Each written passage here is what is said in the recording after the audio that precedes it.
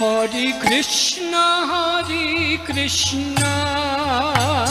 कृष्ण कृष्ण हरे हरे, हरे राम राम राम हरे हरे। ओम ज्ञानातिमिरन्धस्य ज्ञानाञ्जनशलाकया चक्षुरुन्मीलितं येन तस्मै श्रीगुरुवे नमः। श्रीचैतन्यमनोभीष्टं स्थापितं येन भूतले स्वयं रूप कदा मह्यं ददाति स्वपदान्तिकं।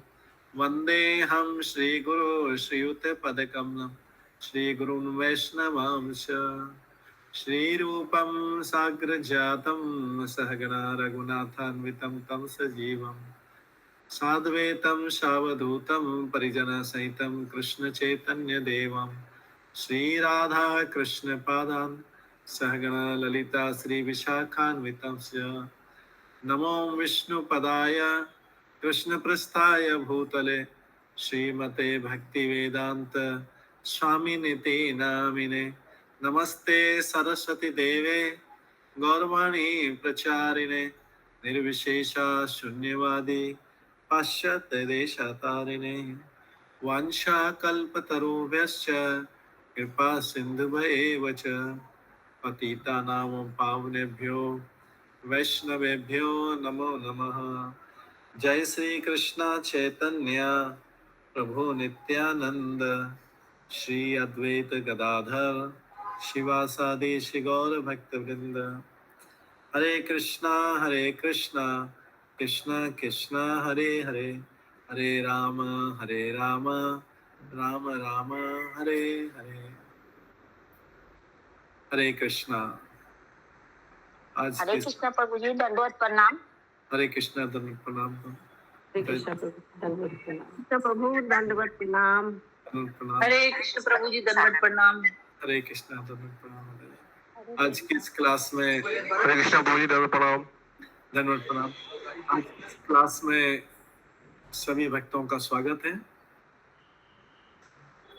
आज की इस क्लास में सभी भक्तों का स्वागत है। तो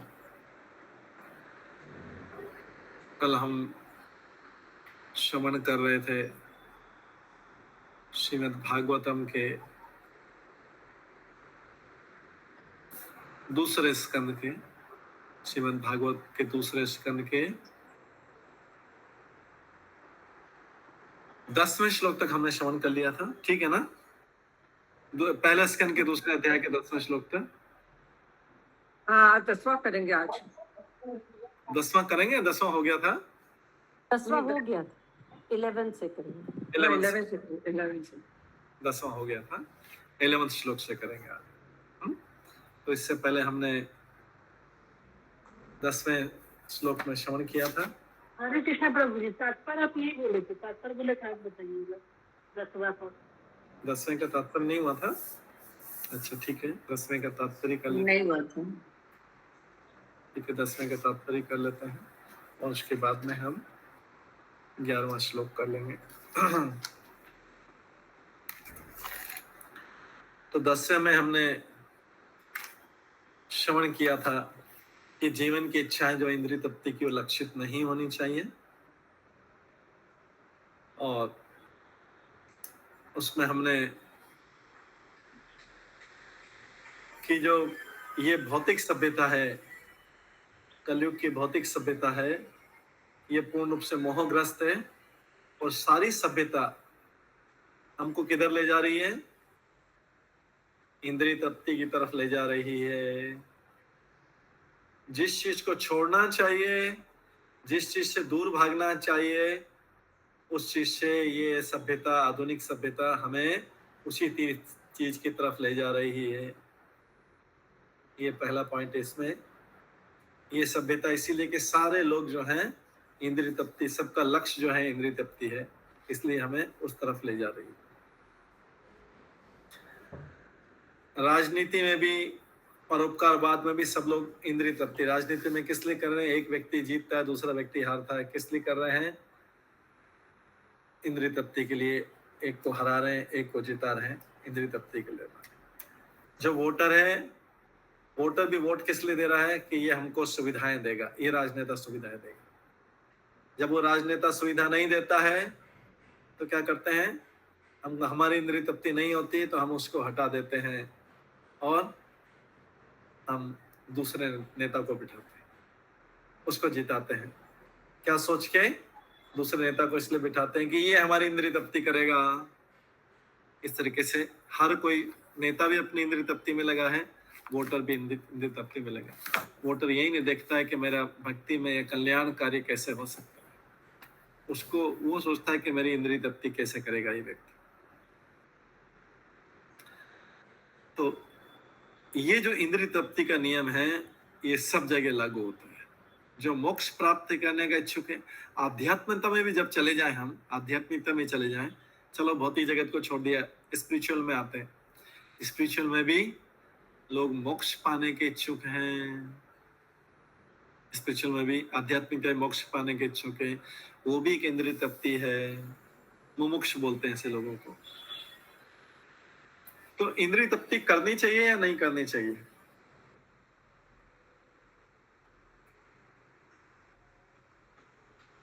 इंद्रिय तृप्ति से भाग रहे हैं तो इंद्रिय तृप्ति, भागवतम क्या बोलता है, इंद्रिय तृप्ति होना चाहिए या नहीं होना चाहिए? इंद्रिय तृप्ति यहाँ तक नहीं होना चाहिए, नहीं होना चाहिए। तो इंद्रिय तृप्ति नहीं होना चाहिए तो फिर हमें प्रभु जी इंद्र तृप्ति होना चाहिए, लेकिन कृष्णा को देखकर भगवान की सेवा में वो संतुष्टि प्राप्त करने के लिए इंद्र तृप्ति करना चाहिए। हाँ, तो भागवत मटेरियल चीजों के लिए नहीं करना चाहिए। ओके, इसमें इसका मतलब भागवतम में आया। हाँ। माता जी माइक बंद कर लीजिए, देखिए अपना माइक बंद कर लीजिए। हाँ, श्याम सुंदर प्रभु, भगवान तो केंद्रित करके इंद्रिय तृप्ति करना चाहिए। ओके, भगवान के केंद्रित करना। बोल। तो अब जो है इसमें जो आंसर दिया है कौशिक दास प्रभु ने हैंड किया। हरे कृष्ण प्रभु, जो चैतन्य चैतन्य ने लिखा है जो भालो ना खाई वो भालो ना पड़ी वो, तो अगर थोड़ा इंद्रिय तृप्ति करना चाहते हैं तो क्योंकि हम लोग का इंद्रिय हम लोग का कंट्रोल में नहीं है, बाद में हम लोग शुद्ध भक्त नहीं है, लेकिन बाद में क्या होगा, अभी लग रहा है कि चलो ये भगवान का संतुष्ट लेकर रहे हैं, लेकिन ये बाद में हम लोग का कंट्रोल में नहीं रहेगा। तो पहले से अगर इंद्रिय को भगवान का सेवा में लगा देते हैं तो ऑटोमेटिकली हम लोग का इंद्रिय खुद से तृप्ति हो जाएगा। ये मेरा है। ओके, अब देखते हैं भागवतम क्या आंसर देता है इसका। भागवतम में लिखा है कि अगर कोई भी, जैसे अभी सारे इंद्रिय तृप्ति छोड़ दें तो कोई छोड़ नहीं पाएगा सबसे, क्योंकि सबने ग्रस्त जीवन में आए हैं, खाना पीना और ये सारा है। तो अगर इंद्रिय तृप्ति की इच्छा नहीं हो तो पहले ही छोड़ के ब्रह्मचर्य सन्यासी बन जाते हैं। तो इसलिए भागवतम बोलता है, भागवतम कथम है कि मनुष्य को पहली चीज है, हाँ, तो जैसे पालिका मतलब ने आत्म इंद्रिय प्रीति वांछा तारे बोले काम, जो अपनी इंद्रिय की इच्छा उसको काम बोलते हैं और जो भगवान की इंद्रिय की इच्छा उसको क्या बोलते हैं, प्रेम बोलते हैं। तो यहाँ पे भागवतम क्या बोलता है? भागवतम का कथन है कि पहला कथन है, इसको ध्यान पूर्वक सुनेंगे तो हमको सही आइडिया लगेगा। भागवतम का पहला कथन है कि मनुष्य को केवल इंद्रिय तृप्ति के लिए नहीं जीना चाहिए, केवल इंद्रिय तृप्ति के लिए नहीं जीना चाहिए। दूसरा, इंद्रियों की तुष्टि वहीं तक की जानी चाहिए जहां तक आत्म संरक्षण हेतु आवश्यक हो, जहां तक आत्मा प्रोटेक्टेड रहे, आत्मा नीचे नहीं गिरे अपने स्तर से, वहीं तक शरीर की आवश्यकताओं को, शरीर की आवश्यकताएं भी इंद्रिय तृप्ति, उसको वहीं तक पूरा किया जाए जहां से आत्मा का पतन नहीं हो, आत्मा प्रोटेक्टेड रहे, आत्मा ऊपर की तरफ जाता रहे, वहीं तक इंद्रिय तृप्ति की जानी चाहिए। जैसे अगर भोजन करने की इच्छा है तो प्रसाद ला के भोजन कर सकते हैं, और उसमें अगर कोई बोला जाए कि केवल आपको खाली दाल राइस खाना है या चपाती दाल खाना है, केवल आपको यही खाना है, तो सब लोग फिर भक्ति नहीं कर पाएंगे, सब लोग प्रैक्टिकली भक्ति नहीं कर पाएंगे। तो इसलिए उसमें बोला गया कि आप चाहे तो आपको अच्छा कुछ खाना है, खीर खानी है और कुछ अच्छा पकोड़े खाने हैं, करना है, तो ये भी खा सकते हैं, लेकिन भगवान को भोग लगा के खा सकते हैं और धीरे धीरे ये इच्छाएं जो है त्यागने का होना चाहिए। बट जो सामान्यतः लिखा है कि इंद्रिय तृप्ति वहीं तक की जाए जहां तक आत्म संरक्षण हेतु आवश्यकता हो। खाना तो पड़ेगा कुछ, और रोज रोज तो अगर एक ही प्रकार के भोजन खाते हैं, हो सकता है भक्ति में मन नहीं लगे। अगर रोज रोज किसी को बोला जाए कि आपको ये एक ही चीज खानी है, दलिया खाना है या खिचड़ी खानी है रोज, तो साधारण व्यक्ति जो है, एक सामान्य व्यक्ति रोज रोज ये कर नहीं कर, तो बड़े से बड़ा जो व्यक्ति है वो भी नहीं कर पाएगा। इसलिए ठीक है, रोज वैरायटी भी हो सकती है, लेकिन ऐसी वैरायटी जो भगवान को भोग लगा सके और जो भगवान की इंद्रियों को भी तुष्ट कर सके, उतने तक जो है, जो भगवान की इंद्रियों को भी तुष्ट कर सके, उतने तक व्यक्ति इंद्रिय तुष्टि की परमिशन है गृहस्थ लाइफ में। लेकिन ब्रह्मचारी और सन्यासी लाइफ में तो उसको केवल जो 5 घरों से जो भोजन मिलता है उसी को ग्रहण करना है, उसको जो मिल जाएगा भोजन वो वही ग्रहण कर सकता है। ठीक है, तो ये जो है, जो इंद्रिय तृप्ति है वो बहुत सीमित अवस्था के लिए दी गई है, वो भी गृहस्थ जीवन के लिए दी गई, वहीं तक की जाए जहां तक आत्म संरक्षण हो।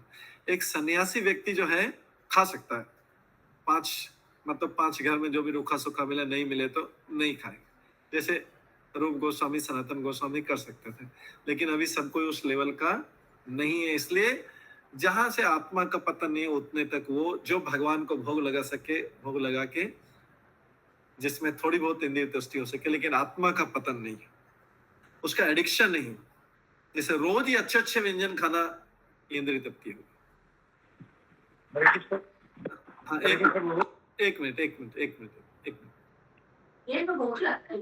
ये सिर्फ रहेगा ही, जहाँ पर सब्जी होती है लक्ष्य अग्रवाल, अरे क्या लक्ष्य अग्रवाल माता जी माइक बंद कर लीजिए।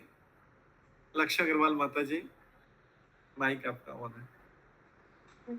तो इसलिए जो है उतने तक की, इसलिए इंद्रिय तुष्टि के लिए कुछ विधि विधान बनाए गए हैं, और ये विधि विधान अनियंत्रित भोग के लिए नहीं है।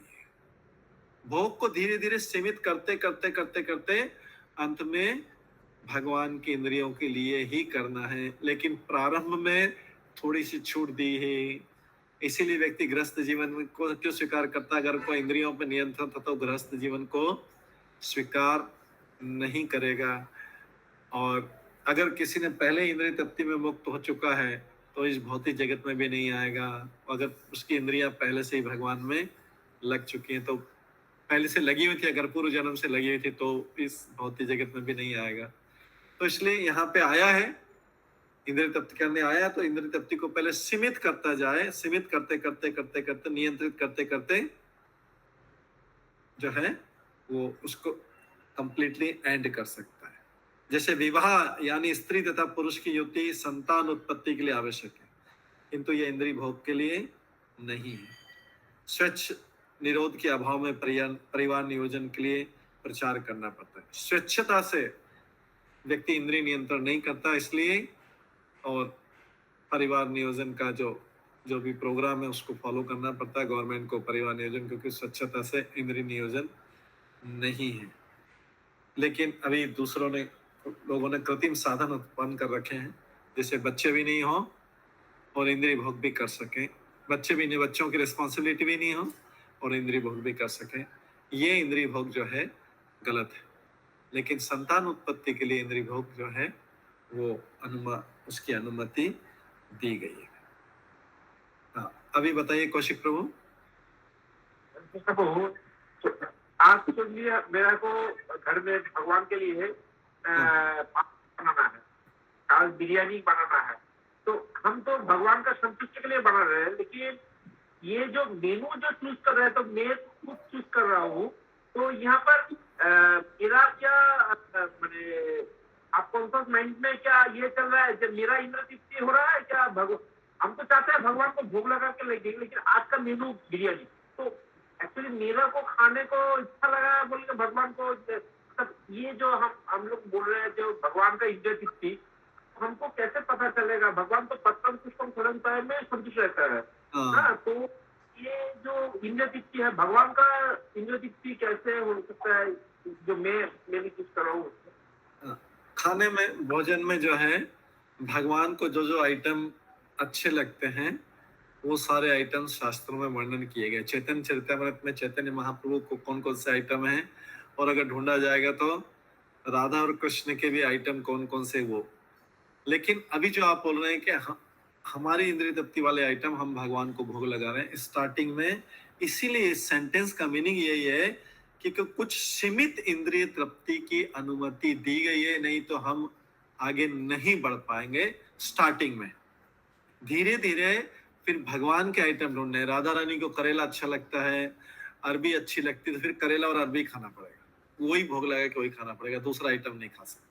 अभी हम दूसरा आइटम इसलिए खा रहे हैं कि हमारी इंद्रिय तृप्ति, लेकिन भगवान की परमिशन उसमें ले रहे हैं कि क्या हम ये कर सकते हैं क्या। जैसे छोटे बच्चे के साथ बॉक्स में या फ्रीज में बहुत सारी आइसक्रीम पड़ी है, बहुत सारे चॉकलेट पड़े, तो बच्चा है, अभी इतने सारे घर में चॉकलेट लाके तो रखे हैं हमने, घर में बहुत सारे रखे क्यों? पहली बात तो रखना नहीं चाहिए था। जैसे हमने फिर विवाह किया क्यों, गृहस्थ जीवन स्वीकार किया क्यों? ऐसी फ्रिज में कुछ आइटम रखे, तो एक बच्चा बोल रहा है कि मैं मम्मी या पापा से दिन में एक बार ले लूं क्या? तो वो बोलेगा चलो ठीक है दिन में एक बार ले लो, लेकिन ज्यादा मत खाना, एक से ज्यादा नहीं खाना, और धीरे धीरे ये एक के बाद भी बंद कर देना। एक ले लूं मैं, चलो ठीक है बेटा एक ले लेना, लेकिन ईमानदारी से एक ले लेना। तो इसी भगवान को बोलते हैं भगवान ये खाने की इच्छा है, भगवान बोले ठीक है ऐसा खाना, इसको पूरा मेरे को भोग लगा लेना, परमिशन है, लेकिन इतनी परमिशन, एक से ज्यादा नहीं खाना। फिर धीरे धीरे धीरे धीरे वो एक खाना भी बच्चे को बोला एक खाना भी बंद करना पड़ेगा, लेकिन अभी चलो एक के लिए परमिशन है। उसी प्रकार से हम जो बिरयानी बना रहे हैं, जो भी वेज बिरयानी बना रहे हैं, सब कुछ कर रहे हैं, देखिए हमको अच्छी, तो भगवान से बोले भगवान थोड़ा सा ये खा लूं क्या? चलो भगवान बोलते चलो मेरे को भोग लगा के खा लो ये।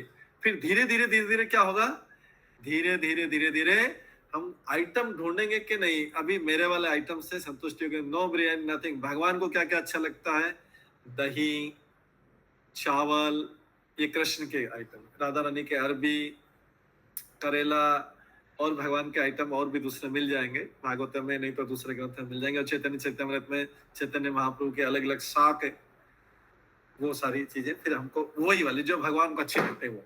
अभी हम उस स्टेज पे नहीं है कि जो भगवान को अच्छे लगते हैं हम भी खा सके। अभी हम अपने वाले खा रहे हैं, लेकिन परमिशन ले रहे, एक ले लो, रोज एक ले लूंगा, रोज ये कर लो, इतना, फिर धीरे धीरे आ जाएगा। तो अभी परमिशन वाला काम चल रहा है, अपनी इच्छा को भगवान की परमिशन से पूरा करना है, लेकिन धीरे धीरे भगवान की इच्छा को ही करना, उसमें परमिशन लेने की जरूरत नहीं, क्योंकि हमने भगवान की इच्छा को देख लिया कि अभी भगवान को कौन कौन सा आइटम अच्छा लगता है, हम भी वही खाएंगे, जीवन भर वही खाएंगे। ठीक है, जैसे जो हरि भक्ति विलास में लिखा है, एकादशी के दिन निर्जला व्रत करना चाहिए, और रात्रि के दिन जाग के पूरी रात्रि भर कीर्तन करना चाहिए। वो अभी हमारे शरीर के लिए, वो उसके लिए ठीक नहीं, लेकिन शास्त्र में लिखा है, तो वो करने के लिए हमको बहुत प्रैक्टिस करना पड़ेगा। एकादशी का हरि भक्ति विलास में लिखा है, और द्वादशी को भी फिर जो है कीर्तन होना चाहिए। एकादशी द्वादशी का लेवल समान माना गया है पुराणों में या हरि भक्ति विलास में, दूसरे ग्रंथों में। अभी हम नहीं कर सकते, तो हम बोल रहे हैं कि अच्छा ठीक है, हम जो फास्टिंग वाले आइटम से वो खाएंगे, आप भगवान को भोग लगाएंगे परमिशन से, वो उनकी परमिशन से खाएंगे। तो ये भगवान की इंद्रिय तृप्ति पूरी तरह नहीं कर रहे हैं, अपनी इंद्रिय तृप्ति कर रहे हैं, लेकिन सीमित दायरे में, लिमिटेड वे में कर रहे हैं। ठीक है, ऐसा करते करते करते करते एक दिन आएगा कि सब लोग निर्जला एकादशी करने लग जाएंगे। अभी कुछ लोग करते हैं अभी, लेकिन सब लोग निर्जला एकादशी करने लग जाएंगे। हरे कृष्ण। ठीक, हरे कृष्ण। श्याम सुंदर प्रभु, ठीक है, उनका है नहीं, हम ये रेज पहले से बहुत है। ठीक है, संजय सनातन मुकुंद प्रभु। हरे कृष्णा, तो बोला हुआ है कि ये तो घर में ही पॉसिबल नहीं है, ये तो मंदिर में ही पॉसिबल है भगवान के लिए। और भगवान का जो लगता है हाँ, वो सबको पसंद होना चाहिए, ये तो किसी इश्यू नहीं है। लेकिन घर में वो चीज पॉसिबल नहीं होता। वो भगवान का जो रंग में लगता है वो सब बहुत अच्छा है, हमें सब एकदम, बट उसको कोई कर के देगा या हम करेंगे तो इसके लिए फिर मतलब बैठना पड़ेगा, बैठ के आराम से भगवान के लिए सोचना पड़ेगा, क्या जो भी है। हाँ, वो शास्त्र में है सारा, लेकिन वो अभी टाइम लगेगा उसको, धीरे धीरे धीरे भगवान को कौन से पसंद आइटम हो। अभी क्या कर रहे हैं हम, हमको जो पसंद है वो भगवान की परमिशन ले रहे हैं, एक छोटे बच्चे जैसा कर रहे हैं। रोज एक चॉकलेट में ले लूंगा मैं, वैसे चॉकलेट खाना थी, लेकिन पेरेंट्स आगे साल बोला आगे चॉकलेट खाना नहीं बंद है, लेकिन रोज एक एक परमिशन, जब इच्छा हो रही तो क्या करें, रोज एक एक ले रहे हैं, धीरे धीरे उसको बंद कर रहे हैं।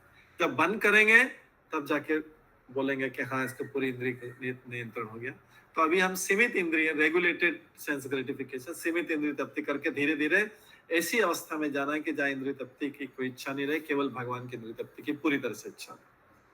ठीक है, तो परम सत्य की खोज परम सत्य की खोज करने वाले कभी भी अनावश्यक इंद्रिय तृप्ति के प्रति आकर्षित नहीं होते। अभी आवश्यक इंद्रिय तृप्ति कर रहे हैं, लेकिन जो परम सत्य की खोज करने वाले, जिनको भगवान के भक्त बनना है, वो अनावश्यक इंद्रिय तृप्ति को त्याग देते हैं। जैसे सारे भक्त जो होते हैं, इन्होंने सब जो 4 रेगुलेटरी प्रिंसिपल को, जो 4 नियम है उसको पूरी तरह से पालन कर रहे हैं, ये सब अनावश्यक था। उसके बिना भी जीवन चल रहा है, उसके बिना भी जीवन चल रहा है। तो इसलिए जीवन का इंद्रिय तृप्ति जितना कम करेंगे, इंद्रिय तृप्ति जितना कम करेंगे, उतना अपनी इंद्रिय तृप्ति जितना कम करेंगे, भगवान की इंद्रिय तृप्ति को उतना ज्यादा कर सकते हैं। अपनी इंद्रिय तृप्ति से फ्री हो जाएंगे तो भगवान की इंद्रिय तृप्ति कर सकते हैं। इसलिए जितना जल्दी अपनी इंद्रिय तृप्ति से फ्री हो, अभी हम पूरा नहीं बोल सकते पूरा फ्री हो, जितनी जल्दी फ्री हो सकते हैं उतना भगवान की इंद्रिय तृप्ति में लगाएंगे। नहीं तो फिर अभी सोचना पड़ेगा ये बनाना है, आज ये आइटम बनाना है, ये खाने के इच्छा, फिर उसके लिए प्रयास करते हैं। उसमें क्या है, भगवान के लिए जो बनाया उसको जो भी बनाया वो खा लेगा, वो जब इंद्रिय तृप्ति पे निरंतर हो जाएगा। जैसे सन्यासी लोग, साधु लोग या रूप गोस्वामी, सनातन गोस्वामी जो थे, सूखी रोटी मिलती है सूखी खा लेते। तो इवन भगवान जो है, भगवान उनका प्रेम ऐसा था कि भगवान अगर बोलेंगे इसमें नमक लगा दो तो उनको फिर नमक ढूंढना पड़ेगा। तो ये जो था, उनको भगवान के लिए अरेंजमेंट करना पड़ेगा, लेकिन अपने लिए अरेंजमेंट का नहीं है। अपने लिए अरेंजमेंट जो करना है उसमें व्यर्थ समय नहीं खोए व्यक्ति, ये अल्टीमेटली अंततः इस स्टेज तक पहुंचना। क्योंकि परम सत्य की खोज में जब कोई व्यक्ति चला जाता है, चरम लक्ष्य बन जाता है। तो अब जैसे प्रभुपाद ने अपने जब शिष्यों को भेजा था दूसरी सिटी में, जैसे अमेरिका से लंदन में भेजा था मंदिर बनाने के लिए, श्याम सुंदर प्रभु, मुकुंद प्रभु, इनको भेजा था। तो अगर वो इनकी इंद्रिय तृप्ति, तो पहले तो खाना अच्छा ढूंढते लंदन में, लेकिन वहां तो काम तो प्रभुपाद के ऊपर वहां से फोन आता था, क्या हुआ, मंदिर का जगह खोजी कि नहीं खोजी, सेंटर बनाने के लिए जगह खोजी कि नहीं खोजी, किसी से मिले कि नहीं मिले, लोगों को भक्त बनाए में, इतना प्रभुपाद की तरफ से फोन आता था। अगर वो ढूंढे कहाँ पिज्जा मिलता है, कहाँ पास्ता मिलता है, कहाँ ये मिलता है, कहाँ वो अच्छा खाना मिलता है, थाली अच्छा खाना मिलेगा, तो फिर तो टाइम वेस्ट हो जाएगा। तो क्या करते थे, उनको तो अपने गुरु की आज्ञा मानी, तो तुरंत जो मिलता था, जहां जो मिला तुरंत खाया और आगे, उसमें इंद्रिय तृप्ति नहीं है। लेकिन अगर खोजने लगे, इंद्रिय तृप्ति में देखो कितना टाइम वेस्ट हो जाता। अगर वो अपनी इच्छा की खोजते तो लंदन में कई जगह पहले तो वेजिटेरियन ढूंढना, विदाउट ओनियन गार्लिक ढूंढना सब मुश्किल है। ढूंढते ढूंढते उनको जो रूखा सूखा राइस वाइस ये वो जो भी वेजिटेरियन में होता है फटाफट बनाया, कुकर में बनाया और खाया, क्योंकि उनको मेन काम क्या था, प्रभुपाद की आज्ञा को पालन करके मंदिर बनाना था। तो इंद्रिय तृप्ति में समय वेस्ट होता है, इतनी सारी ढूंढने में, अच्छा अच्छा खाना ढूंढने में समय वेस्ट होता, उतना समय तो नहीं था उनके पास में, क्योंकि उनकी आदत नहीं थी इंद्रिय तृप्ति की। उन्होंने प्रभुपाद के साथ रहते रहते इंद्रिय तृप्ति, जो भी जैसा भोजन मिलता उसको देते। अगर फिश मिल गया तो फिश, नहीं मिला तो नहीं मिले। तो अगर वो सोचिए कि अगर वो सब खोजते तो कितना टाइम वेस्ट हो जाता। इसलिए सादा खाना जो है, सिंपल खाना जो है, वो जो मिल जाता जल्दी से, वो इंद्रिय तृप्ति के लिए नहीं बोल सकते, वो खाली शरीर पालन के। जो जल्दी मिल गया, कोई टाइम वेस्ट नहीं हो, फिर मंदिर के लिए ढूंढना है ना, जगह ढूंढना है, भक्तों को भक्त बनाना है, ये करना। प्रभुपाद फोन कर रहे हैं रोज, उधर से अमेरिका से फोन कर रहे थे लंदन में। तो उनका लक्ष्य क्या है?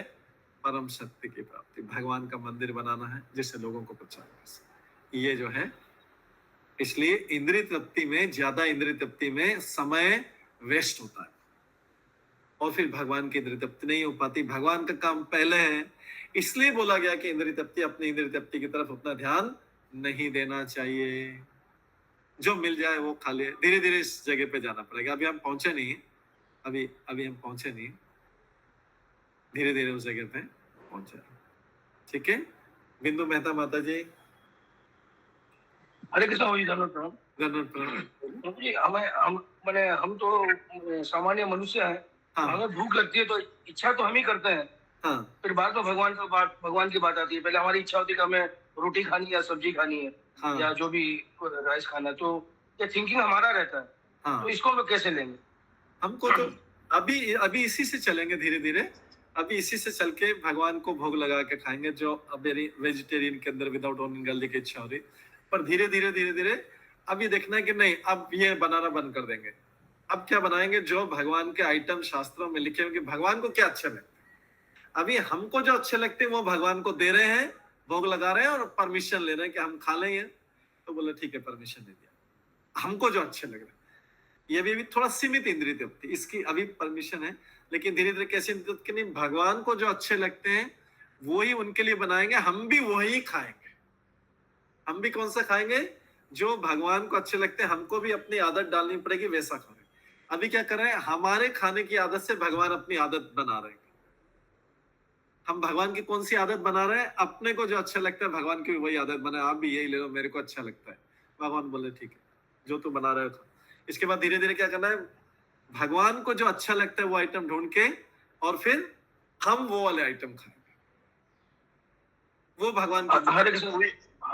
हम लोग जैसे बाहर में कहीं भी रहे और कुछ हमें 4 नियम वाले फूड कोई हम लोग प्रसाद कोई हम लोग कुछ लेते हैं, भगवान को वही ऑफर करते हैं अपने मन के हिसाब से और ले लेते हैं, तो वो अपराध में नहीं आते ना हम लोग? नहीं, अपराध में नहीं आता। अपराध में नहीं आता क्योंकि भगवान को पता है कि ये सीमित इंद्रिय तृप्ति की परमिशन देखे, लेकिन धीरे धीरे छोड़ देंगे, धीरे छोड़ देंगे। भक्ति में आगे बढ़ने के लिए धीरे धीरे भगवान के आइटम को चूज करना।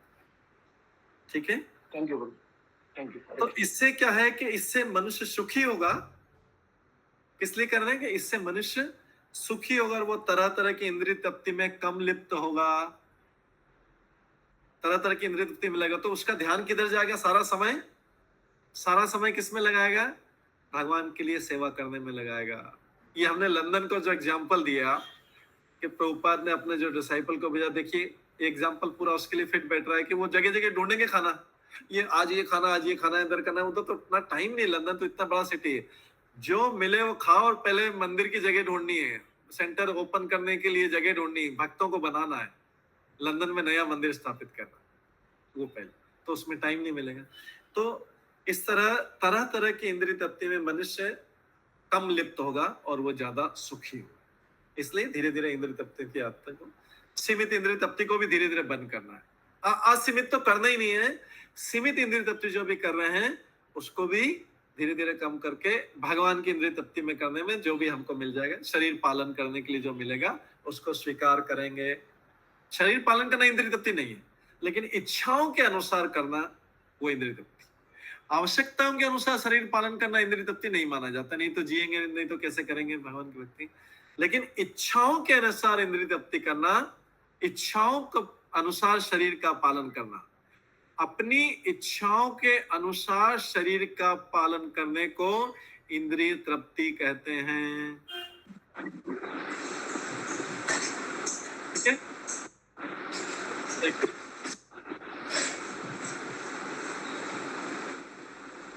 ठीक है, नेक्स्ट श्लोक 11वें श्लोक में पढ़े। हाँ, पालिका माता जी के प्रश्न, अगर फैमिली की इच्छा पूरी करना है तो देखिए, फैमिली की इच्छा पूरी करनी है तो ये इसमें हमको थोड़ा ईमानदार रहना पड़ेगा। फैमिली की इच्छा पूरी कर रहे हैं, क्या मेरी इच्छा नहीं है क्या? अगर फैमिली में बच्चे और सब बोलते हैं पिज्जा खाना है, तो हमको ये देखना है कि क्या मेरी इच्छा है, क्या मेरी इच्छा पिज्जा खाने की है क्या? हमको ये पता होना चाहिए खुद का। जब अगर फैमिली की इच्छा और बना है और हमारी इच्छा नहीं तो हम भी खा लेंगे, हम भी खा लेंगे, कोई प्रॉब्लम नहीं, खा लेंगे, जो फैमिली के लिए बनाया उसको खा लेंगे भगवान को भोग लगा के। लेकिन हमारे लिए स्पेशली हमारी इच्छा और उसके अकॉर्डिंग बनाया तो वो फिर जो है इंद्रिय तृप्ति कहलाए। परिवार के अनुसार बनाने जो बना लिया वो खा लिया, उसमें अच्छा भी बना बुरा भी बना, ठीक है। तो अगर परिवार में कोई डिजीज हुआ है, किसी को रोग हुआ है, उसको खिचड़ी है एकदम बिना नमक की, बिना कोई मिर्ची की, बिना मसाले की खिचड़ी है, वो खा रहे, तो फिर हमको वो भी खाने के लिए तैयार रहना चाहिए परिवार के लिए, क्योंकि बीमार है, दोनों चीज में समान रहना चाहिए। तो वो इंद्रिय तृप्ति की इच्छा नहीं कहलाएगी। अपनी इच्छा इंद्रिय तृप्ति की इच्छा, ठीक है। हमारी क्या इच्छा, अगर परिवार के लिए अच्छा बना रहे, लेकिन हमारी क्या इच्छा, ठीक है, वो जानना जरूर। उसके लिए हम ईमानदार हैं, हमको ईमानदारी से देखना है कि मेरी क्या इच्छा होती है, मैं किस चीज के बिना रह सकता हूँ। इसके बाद 11वां श्लोक आता है। 11वां श्लोक है, वदन्ति तत्तत्व विद्वा तत्त्वं यत् ज्ञानम् अद्वयम्। ये इंपॉर्टेंट श्लोक है, प्रभुपाद कई बार कोट करते हैं श्लोक को। क्या है? वदन्ति तत्तत्व विदः तत्त्वं यत् ज्ञानम् अद्वयम् ब्रह्मेति परमात्मेति भगवानेति शब्दयते। ब्रह्मेति परमात्मेति भगवानेति शब्दयते।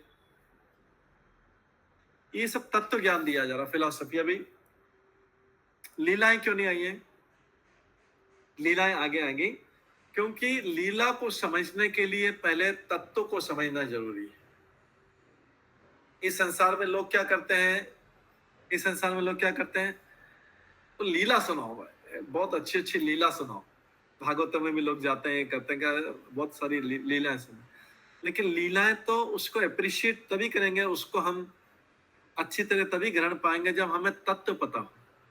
लोग सारी लीलाएं सुन लेते हैं, लेकिन सोचते हैं भगवान कृष्ण तो मनुष्य है। कृष्ण की सारी लीलाएं सुन ली, बहुत अच्छी, माखन चोरी की भी अच्छी, गोपी के साथ राजहंस की बहुत अच्छी, ये भी बहुत अच्छी। लेकिन देखिए, भगवान तो निराकार है, ये तो कृष्ण की लीलाएं, भगवान तो निराकार है। तो ये क्या है? जिसने तत्व को नहीं जाना, तत्व मतलब ये जो अभी हम पढ़ रहे हैं, ये सब तत्व है।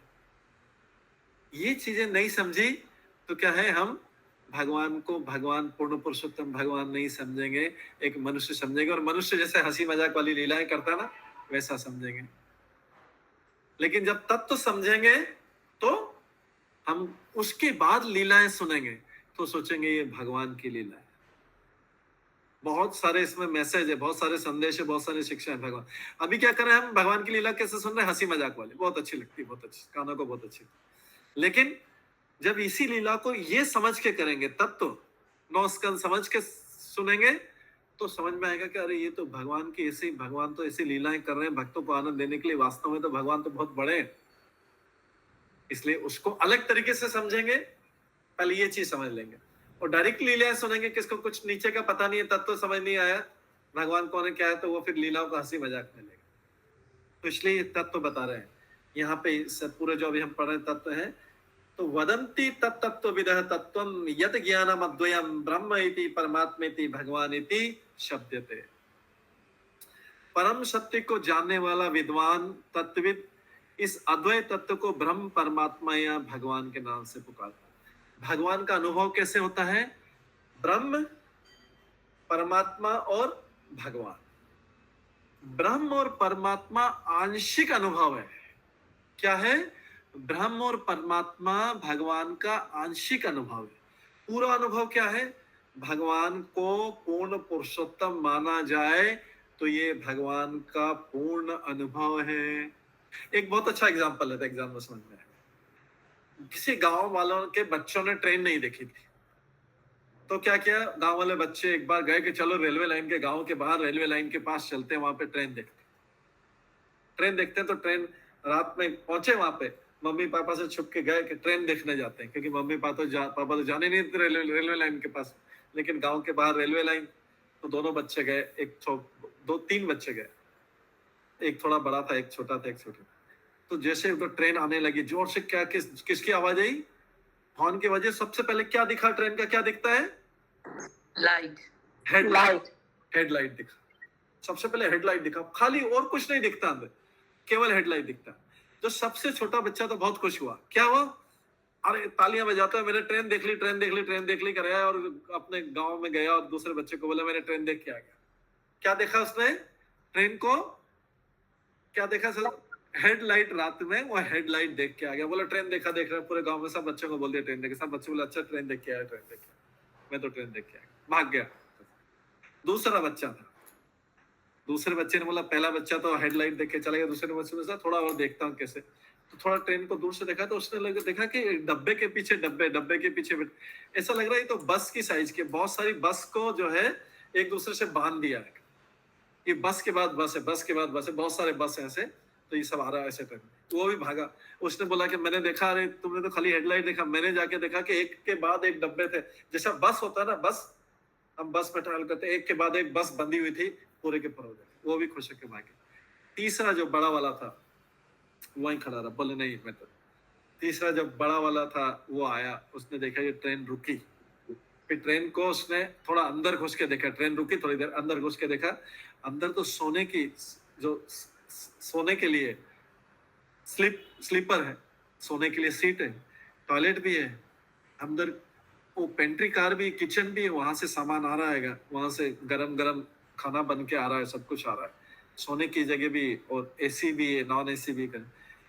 तो वो जो है वो देख के आया, उसने गांव में बताया कि अरे तुम उसको बस समझ रहे थे, बस में तो टॉयलेट नहीं रहता है, बस में तो किचन नहीं रहता है, बस में तो सोने की भी जगह नहीं, बस में तो खाली बैठने की जगह रहती। मैं देख के आया, पूरा एकदम क्या अच्छी सीट है, सोने उसमें आदमी सो सकता है, टॉयलेट जा सकता है, बाथरूम वॉशरूम जा सकता है, वो जो है वहां पे किचन में सामान भी, खाने पीने का आराम से बैठ के खा भी सकता है, कर सकता है। मैं तो देख के आया, बस में तो ये सारी फैसिलिटी नहीं। तो इसी तरीके से हम समझ सकते हैं कि ब्रह्म को, परमात्मा को और भगवान को समझ सकते हैं। जिसने दूर से, बहुत दूर से भगवान को देखा, उसको खाली ब्रह्म ज्योति दिखाई दी, उसके ख्याल खाली दिखाई दी, खाली लाइट दिखाई दी, उसने खाली ब्रह्म ज्योति को देखा। जिसने थोड़ा पास से भगवान का अनुभव किया और ज्यादा अनुभव किया, उसने क्या देखा कि भगवान सबके हृदय में परमात्मा के रूप में है और मेरे हृदय में भी परमात्मा के रूप में होंगे। उसने भगवान को परमात्मा के रूप में अनुभव किया। वो थोड़ा ऊंचे लेवल का सीनियर बच्चा हो गया, वो थोड़ा सीनियर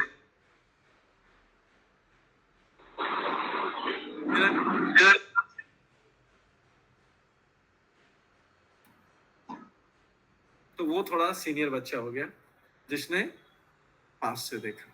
तीसरा, जिसने ट्रेन के अंदर गया, देखा ट्रेन में कितनी सारी फैसिलिटी, इतने सारे डब्बे, किचन है, खाना भी आता है, आराम से बैठ के खा सकते हैं, उसने ट्रेन को पूरी तरह समझा। इसी तरीके से पहला व्यक्ति जो छोटा बच्चा था वो ब्रह्म लाइट को देख के ब्रह्म को भगवान समझ गया। दूसरे व्यक्ति ने थोड़ा ज्यादा देखा कि ट्रेन में एक बस जैसा है, डब्बे के बाद डब्बे हैं, उसने परमात्मा लेवल तक समझा और भाग गया। तीसरा जो था रुका और ट्रेन के अंदर पूरा देखा, उसने इसका मतलब भगवान को पास से देखा, भगवान को पास से देखा, चढ़ के देखा, सब कुछ आसपास देखा, कितनी फैसिलिटी है भगवान की भक्ति करने में। उसने भगवान को भगवान या पूर्ण पुरुष समझा। तो ये तीनों तरीके हैं भगवान को समझने के लिए। तो पहले वाले को बोलते हैं ब्रह्मवादी, दूसरे वाले को बोलते हैं परमात्मावादी और तीसरे वाले को बोलते हैं भगवान। कौन सा श्रेष्ठ है? भगवान, भगवान ही थे, भगवान श्रेष्ठ। जिसने ट्रेन में चढ़ के सारा कुछ देखा, जिसने भगवान को समझा, देखा, वो वास्तव में सुखी है। अच्छा प्रभु जी, मतलब जो तीनों गलत नहीं है? तीनों गलत नहीं है, तीनों गलत नहीं है, हाँ। लेवल का अंतर है। गलत किसी को नहीं माने, हाँ लेवल का अंतर, लेवल का अंतर है। मतलब जो ब्रह्मवादी है हाँ। तो समझेंगे कि वो भी सही देख रहा है, उसका लेवल कुछ समय बाद बढ़ जाएगा। यस, करेक्ट, मतलब अभी भी वो सही है। सही है। ऐसे ही परमात्मावादी योगी जो है, जो भगवान कर ज्ञान करता है, उसका भी लेवल ऊपर है, लेकिन अभी वो भी धीरे धीरे समझ जाएगा। उसके बाद जो है, जो भगवान को भगवान समझ गया और उसके अकॉर्डिंग भक्ति करने लग गया, इसका मतलब कि वो भक्त है। गलत तीनों में से कोई नहीं, लेकिन अधूरा ज्ञान है, बाकी में अधूरा ज्ञान है। ये यहाँ पे बताया गया। परम सत्य को जानने वाले विद्वान आध्यात्मवादी इस अद्वैत तत्व को ब्रह्म, परमात्मा या भगवान के नाम से पुकारते हैं। अलग अलग लोग अलग अलग नाम से पुकारते हैं। किस आधार पर पुकारते हैं? जिसको जितना जितना ज्ञान है वो वैसा वैसा पुकारते हैं। ठीक है। जैसे एक बच्चा जो है घर में सूर्य की रोशनी आता है तो बच्चा बोलता है, पिंकी माता जी माइक बंद कर लीजिए। तो जैसे छोटा बच्चा घर में धूप आती है, सनलाइट आती है, शशि वैसा माता जी माइक बंद कर लीजिए। तो जो छोटा बच्चा घर में धूप आती है तो बोलता है मम्मी मम्मी सूर्य आ गया, जबकि लाइट आई, वो उसको समझता है। जो छोटा बड़ा वाला तो बेटा कहाँ है, देखो सूरज देखते हैं तो उसको सूर्य गोल दिखता है, छोटा सा ऐसा गोल, बाहर निकल के देखता है वहां से धूप आ रही, वो परमात्मा किस लेवल का हुआ। तीसरा जो बोलता है नहीं ये तो दूर से सूर्य दिख रहा है, वास्तव में तो वहां पे सूर्य का रथ है, सूर्य देव अपने रथ में घूमते हैं, उसको उनके सारथी अरुण देव चलाते हैं, वो तो रथ है, पूरा सूर्य लोक है। ये जो छोटा सा गोला दिख रहा है ना, इतना साइज का, इतना नहीं है। सूर्य बोला जाता है कि पृथ्वी से कई गुना, करीब 19 गुना या 17 गुना उतना बड़ा है सूर्य, लेकिन एक छोटा सा इतना दिखता है। तो दूसरे वाले को भी ज्ञान है। तीसरे वाले जिसने शास्त्र पढ़ रखे हैं उसको पूरा ज्ञान है कि सूर्य देवता सूर्य लोक में निवास करते हैं और वहां पे उनका रथ चलता है, वो सूर्य देवता पूरा। तो सूर्य देवता का पूरा ज्ञान किसका हुआ? तीसरे वाले को हुआ जिसने शास्त्र पढ़ा। इसी प्रकार से ब्रह्म, परमात्मा और भगवान में भगवान का पूरा ज्ञान जिसने शास्त्र पढ़ रखे हैं और शास्त्रों का अच्छी तरह अध्ययन कर रखा है, साधु की संगति कर रखी है, वो भगवान को पूरी तरह से समझ सकता है और उसके अकॉर्डिंग उसको जो है उसके अनुसार वो भगवत भक्ति करना शुरू करता है। जो निराकार लोग हैं वो ब्रह्म को निर्विशेष ब्रह्म तेज मानते हैं। जो परमात्मा वाले हैं, परमात्मा वाले सोचते हैं कि भगवान केवल परमात्मा है और वो सबके हृदय में निवास करता है। लेकिन जो भगवान को समझ गए वो बोलते हैं कि भगवान जो भगवान है, साक्षात पुरुष है, पूर्ण पुरुषोत्तम भगवान है, वही भगवान अपने आप को परमात्मा रूप में विस्तारित करते हैं और जाके सबके हृदय में बैठ जाते हैं, 84 लाख जीवों में बैठ जाते हैं और संसार की हर एक वस्तु, निर्जीव वस्तु में भी अपनी शक्ति के रूप में बैठ जाते हैं। तो भगवान कण कण में है, वही मानता है, लेकिन वो भगवान को साक्षात नहीं देख पाता, वो खाली अपने हृदय में भगवान को अनुभव करता है, योगी जो होता है। लेकिन जो भगवान है, भगवान का भक्त है, वो भगवान को तब तक भक्ति करता है जब तक उसको भगवान का साक्षात अनुभव नहीं हो जाए। इसलिए ये भगवान के 3 इसमें लेवल बताए गए। ये 3 एक ही भगवान 3 रूपों में 3 अलग अलग प्रकार के लोग अनुभव करते हैं, 3 अलग प्रकार से अनुभव करते हैं। परम सत्य ज्ञाता और ज्ञेय दोनों, ये थोड़ा सा कठिन है, इसको समझिए। ज्ञाता और ज्ञेय, ज्ञाता और ज्ञेय, ज्ञेय में क्या अंतर है?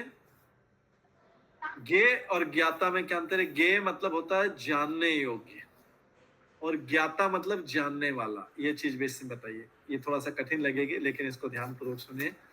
ज्ञेय और ज्ञाता, ज्ञेय मतलब जानने योग्य वस्तु। अब जैसे एक स्पोर्ट्समैन है, एक खिलाड़ी है, खिलाड़ी जो है खेल उसके लिए ज्ञेय है और वो खेल को जानता है। जैसे क्रिकेटर होता है, क्रिकेट उसके लिए खेल है, ज्ञेय जानने योग्य है, और वो स्वयं कौन है? ज्ञाता है। तो भौतिक जगत में क्रिकेट का बैट पकड़ने से कोई क्रिकेटर बन जाएगा क्या? नहीं प्रभु, नहीं बनेगा ना। क्रिकेट का बैट पकड़ने से क्रिकेटर नहीं बनेगा, उसको क्रिकेट का ज्ञान होना चाहिए, उसी प्रकार से किसी और चीज को, एक वस्तु अलग है और व्यक्ति अलग है, मतलब बेट अलग है और जानने वाला अलग है। जैसे कोई बोलेगा पानी पानी पानी पानी, जल जल जल जल, वाटर वाटर वाटर वाटर, बार बोलेगा, क्या उसकी प्यास बुझ जाएगी? क्या उसकी प्यास बुझ जाएगी? नहीं बुझेगी। लेकिन वो पानी पानी तो बोल रहा है, जल जल तो बोल रहा है, प्यास बुझ जाना चाहिए ना। क्यों नहीं बुझती है? क्योंकि भौतिक जगत में जो पानी आइटम है, वाटर जो है, जल जो है, वो अलग है और बोलने वाला अलग है। बोलने वाला अलग है और जल अलग है। इसलिए प्यास नहीं बुझती, इसलिए संतुष्टि नहीं मिलती। क्योंकि बोलने वाला जो है, पानी पानी पानी बोल रहा है, जल जल बोल रहा है, वो व्यक्ति अलग है और पानी अलग चीज है। दोनों अलग अलग चीजें हैं भौतिक जगत में।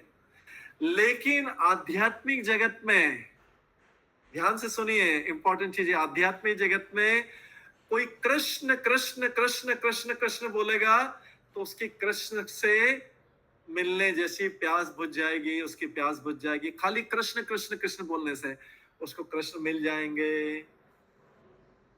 दोनों में अंतर समझ में आया?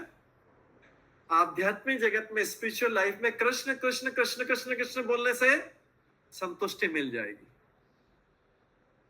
संतुष्टि मिल जाएगी और कृष्ण मिल भी जाएंगे अगर सही तरीके से बोला। लेकिन भौतिक जगत में पानी पानी पानी बोलने से प्यास नहीं बुझेगी, कि दोनों अलग अलग चीज हैं भौतिक जगत में। आध्यात्मिक जगत में कृष्ण और कृष्ण का नाम एक ही है, तो नाम भी बोल दिया तो भी प्यास बुझ जाएगी, दर्शन कर लिए तो भी प्यास बुझ जाएगी, उनकी लीला सुन ली तो भी प्यास बुझ जाएगी। क्योंकि आध्यात्मिक जगत में सारी चीजें एक हैं, ज्ञाता और ज्ञेय अलग अलग नहीं है। तो संतुष्टि किससे मिल सकती है? आध्यात्मिक जगत से ही संतुष्टि मिल सकती है। हम यहाँ पे अगर हमको किसी चीज की इच्छा, आइसक्रीम खाने की इच्छा है या रसगुल्ला खाने की इच्छा, तो रसगुल्ला रसगुल्ला रसगुल्ला बोलने से मजा नहीं आएगा, थोड़े बोर हो जाएंगे, छोड़ेंगे, छोड़ा भी नहीं बोलना। आइसक्रीम आइसक्रीम बोलने से कुछ फायदा नहीं हो रहा, आइसक्रीम नहीं मिल रही है। लेकिन आध्यात्मिक जगत में कृष्ण कृष्ण कृष्ण बोलने से संतुष्टि होगी। अगर अच्छी तरह निष्ठापूर्वक बोला, श्रद्धापूर्वक बोला, संतुष्टि हो जाएगी और प्यास बुझ जाएगी। ये अंतर है दोनों। हरे हरे कृष्ण बोलिए। दोनों ये वस्तु और विषय दोनों एक हो गया आध्यात्मिक जगत में। आध्यात्मिक जगत में विषय और विषय को जानने वाला एक हो गया। विषय और विषय को जानना, हाँ, विषय मतलब वस्तु है, लेकिन हम यहाँ पे आध्यात्मिक जगत में उसको वस्तु नहीं बोलते हैं। तो विषय और विषय को जानने वाला एक हो गया। ठीक है, विषय कृष्ण है और कृष्ण उसको नाम लेने वाला, उसको जानने वाला, तभी तो कृष्ण का नाम ले रहा है। वो दोनों विषय और विषय को जानने वाला एक हो। ठीक है, तो इससे संतुष्टि, इसलिए आध्यात्मिक जगत में, इसलिए स्पिरिचुअल लाइफ में संतुष्टि मिलती है, क्योंकि विषय और विषय को जानने वाला एक ही है। दोनों एक ही हैं। विषय हालांकि वस्तु ही है, लेकिन हम वस्तु नहीं बोलते क्योंकि भगवान वस्तु नहीं है, इसलिए नहीं बोलते। हरे कृष्णा प्रभु जी। हाँ जी, बोलिए माता जी। प्रभु जी, आप कहते हैं या हम सुनते हैं कि Krishna is non different, chanting Krishna is non different from Krishna in this jagat. Yes. Then how I'm unable to understand आध्यात्मिक जगत एंड भौतिक जगत में कृष्णा कृष्णा मिल जाएंगे, इधर नहीं मिलेंगे। I'm unable to understand. You can explain again. नहीं, ऐसा नहीं बोला कि इधर नहीं मिलेंगे, मैं इधर का ही बोल रहा हूँ, इधर ही मिलेंगे। कृष्ण कृष्ण का नाम लेने से, कृष्ण का नाम क्या भौतिक जगत का नाम है क्या? कृष्ण का नाम क्या भौतिक जगत का नाम है क्या? भौतिक जगत का नाम नहीं है। कृष्ण का नाम भौतिक जगत का नाम नहीं है। कृष्ण का नाम आध्यात्मिक नाम है। तो आध्यात्मिक नाम लेंगे, आध्यात्मिक नाम लेंगे तो हम, इसका मतलब है कि हम अगर कृष्ण का नाम ले रहे हैं तो इसका मतलब है कि हम आध्यात्मिक जगत से लिया हुआ नाम ले रहे हैं। उसको भौतिक नाम नहीं समझा जाएगा, इसलिए उसमें संतुष्टि मिलती है। कृष्ण कृष्ण के नाम में अंतर है, चाहे इस भौतिक जगत में ले, चाहे आध्यात्मिक जगत, हम भौतिक जगत में बोल रहे हैं कि भौतिक जगत की वस्तु के बारे में बोल रहे हैं कि भौतिक जगत में क्रिकेट और क्रिकेटर में अंतर है, पानी और पानी पीने वाले में अंतर है, ये भौतिक जगत की चीजें बोल रहे हैं। लेकिन भौतिक जगत में अगर कोई कृष्ण का नाम ले रहा है और कृष्ण का नाम और कृष्ण का नाम लेने वाला दोनों एक ही हैं, उसको उसका संतुष्टि मिल जाएगी, क्योंकि कृष्ण का नाम भौतिक जगत का नाम नहीं है। हमने जो उदाहरण दिया है वो भौतिक जगत की वस्तुओं के लिए, जब हम भौतिक जगत बोल रहे हैं मतलब भौतिक जगत की वस्तुओं के बारे में बोल रहे हैं। कृष्ण का नाम भौतिक जगत की वस्तु नहीं है, इसलिए वो लेने वाले को संतुष्टि देगा। अच्छा अच्छा, ठीक है। ओके ओके प्रभु जी। कृष्ण का नाम को कभी भौतिक नाम नहीं समझना, चाहे भौतिक व्यक्ति ले उसको, अच्छा, लेने वाला भौतिक है, लेकिन कृष्ण का नाम तो आध्यात्मिक है ना, आध्यात्मिक है। ठीक है ठीक है। प्रीति माता जी, साध्य और साधन एक है, ये और माने हैं क्या हमारे प्रभु जी? साध्य और साधन एक है। यस, एक साध्य और साधन है। मतलब कृष्ण का नाम साधन भी है, कृष्ण के नाम तक पहुंचना भी कृष्ण तक ले लेती, लेकिन साधन भी कृष्ण का नाम है। कृष्ण के नाम का यूज करके कृष्ण के नाम में पहुंच सकते हैं, उसका प्रेम प्राप्त कर सकते हैं। दोनों एक ही, साध्य और साधन आध्यात्मिक जगत में। यहाँ पे साध्य और साधन भौतिक जगत में अलग है। प्रीति अग्रवाल माता जी ने प्रश्न पूछा है, हैंड रेज किया। हरे कृष्णा, धन्यवाद प्रणाम प्रभु जी। प्रभु जी, जस्ट टू क्लैरिफाई, आपने बोला गेयम, गेयम मतलब ऑब्जेक्ट ऑफ द नॉलेज ना, ज्ञान की वस्तु आपने, हाँ, जानने योग्य। और ज्ञाता, हाँ जानने योग्य, हाँ तो मतलब कृष्ण ही जानने योग्य है। और ज्ञाता means the knower of the knowledge, या नोअर ऑफ द नॉलेज, जो कृष्ण को। तो आपने जैसे बोला आध्यात्मिक जगत में तो एक ही, जैसे नोअर ऑफ नॉलेज तो भक्त भी होते हैं, और गेयम तो ऑब्जेक्ट ऑफ नॉलेज तो हमेशा कृष्ण ही रहेंगे। तो ये एक कैसे हो गए, भक्त और भगवान? मतलब नोअर ऑफ नॉलेज कृष्ण भी हो सकते हैं, ज्ञाता, और ज्ञाता तो डिवोटी भी हो सकते हैं। ज्ञाता डिवोटी भी हो सकते हैं, ज्ञाता कृष्ण भी हो सकते हैं। लेकिन डिवोटी में यहाँ शरीर के बारे में नहीं बोला जा रहा है, आत्मा के बारे में बोला जा रहा है।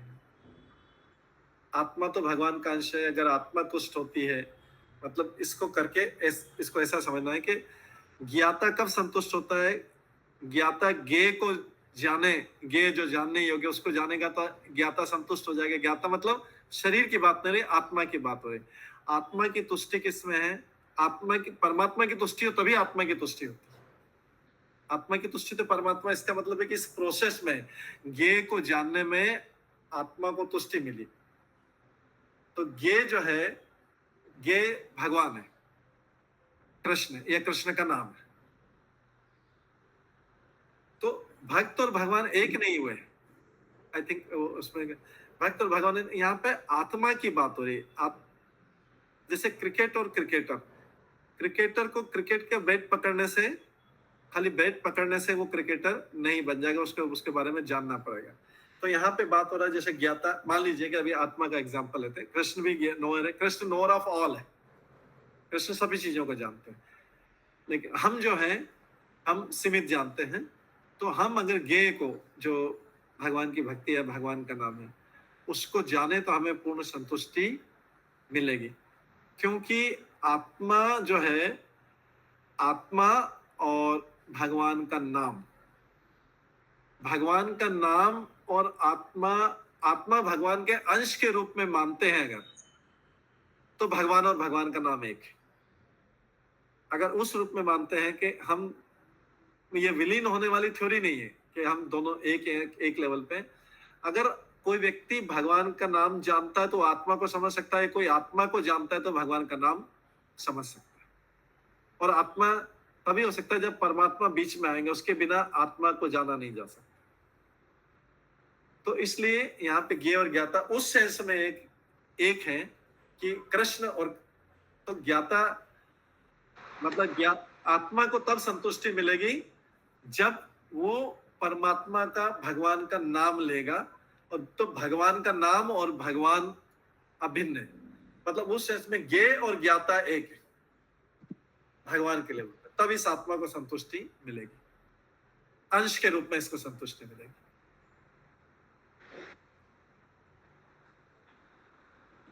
ठीक है, फिर ठीक। इसका ये मतलब नहीं कि दोनों एक हैं, इसको उस सेंस में लेना पड़ेगा कि आत्मा परमात्मा के अंश के रूप में जान सकता है और आत्मा को संतुष्टि मिल सकती है अगर ज्ञाता और ज्ञेय को जान ले, दोनों एक ही। हरे कृष्ण गुरु जी, हाँ ये जैसे मुक्त आत्मा जो रहते हैं तो उसको हम लोग समझ सकते थे जैसे ज्ञाता और ज्ञेय को जानने वाले हैं, वो पूरा कंप्लीटली ऐसा सोच सकते क्या? हाँ, मुक्त आत्मा में भी अलग अलग रहते हैं। एक तो मोक्ष वाले खाली ब्रह्म को जानने वाले मुक्त आत्मा रहते हैं, एक परमात्मा को जानने वाले जो भगवान को जानता है वो जो है उसके लिए वो जानता है ज्ञेय और ज्ञाता को। ओके, ठीक है।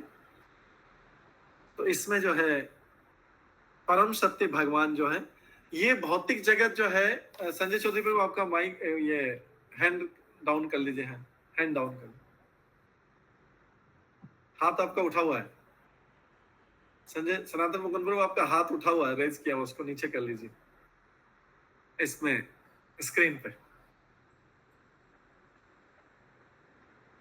हाँ, तो ये जो है ये भौतिक जगत जो है सापेक्ष जगत है और आध्यात्मिक जगत परम जगत है, इसलिए वहां पे एक है सनातन। ये ज्ञाता भगवान और ज्ञेय ज्ञाता को ऐसे समझ लिया, अभी समझने के लिए भगवान का नाम और भगवान एक है, कुछ समझ लिया। अभी आत्मा के लेवल पे हमको थोड़ा सा डिफिकल्टी होगा समझने के, हालांकि उनके अंश के रूप में वो एक हो सकते हैं, अंश के रूप में, क्योंकि आत्मा भगवान का अंश है। पर अभी मानिए कि आप जो परमात्मा है भगवान है और भगवान का नाम दोनों एक है, और इस आत्मा को उसको लेने से संतुष्टि मिलती है, परम है, क्योंकि भौतिक जगत परम है, लेकिन ये आध्यात्मिक जगत परम है।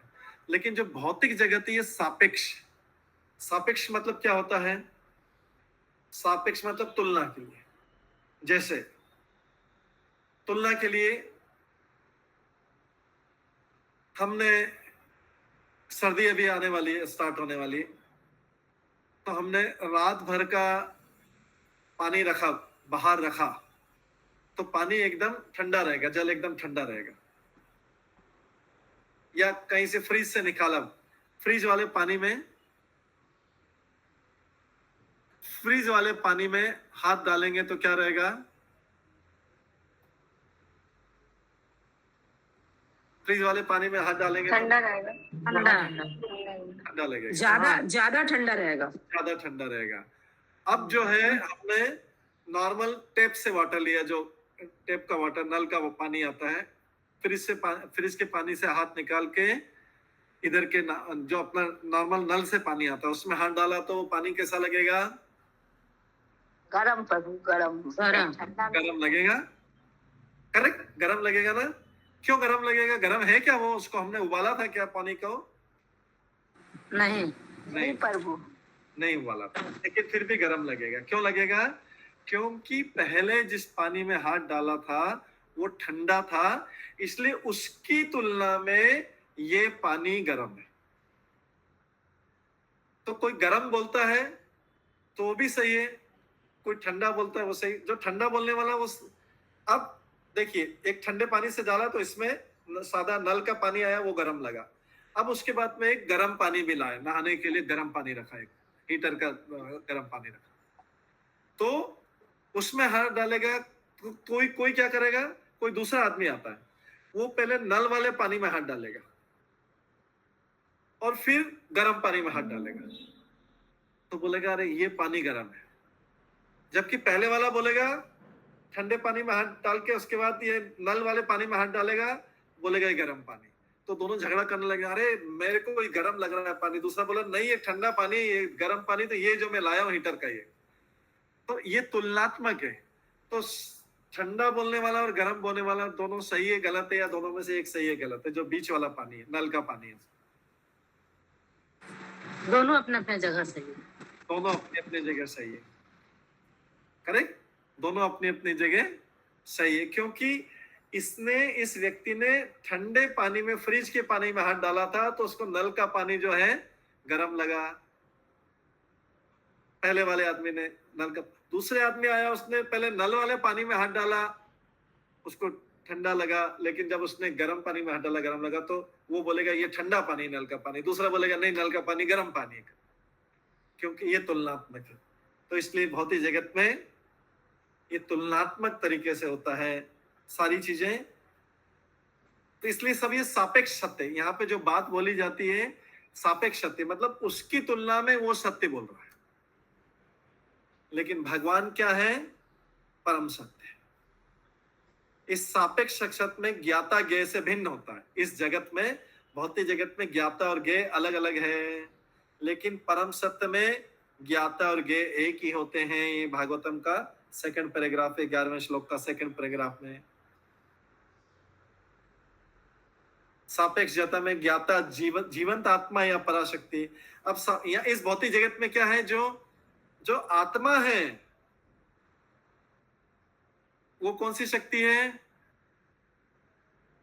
इस भौतिक जगत में आत्मा कौन सी शक्ति? अपराशक्ति या पराशक्ति? पराशक्ति। करेक्ट। आत्मा पराशक्ति।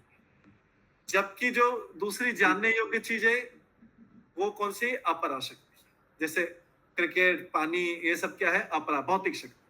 लेकिन इसमें तुलनात्मक में आत्मा पराशक्ति। किंतु ऊपर वाले के जगत में उसको निरपेक्ष जगत बोलते हैं। ज्ञाता तथा ज्ञेय दोनों, वहां पे दोनों ही पराशक्ति है, दोनों ही पराशक्ति है, दोनों ही आध्यात्मिक शक्ति। ठीक है, तो प्रीति माता जी, आपका जो प्रश्न था उसका यहाँ पे और भी क्लैरिफिकेशन हो गया है कि यहाँ पे जो भौतिक जगत में ये पराशक्ति है, आत्मा पराशक्ति है, क्योंकि दूसरी अपराशक्ति है, तो तुलना अपरा से परा हो रहा है।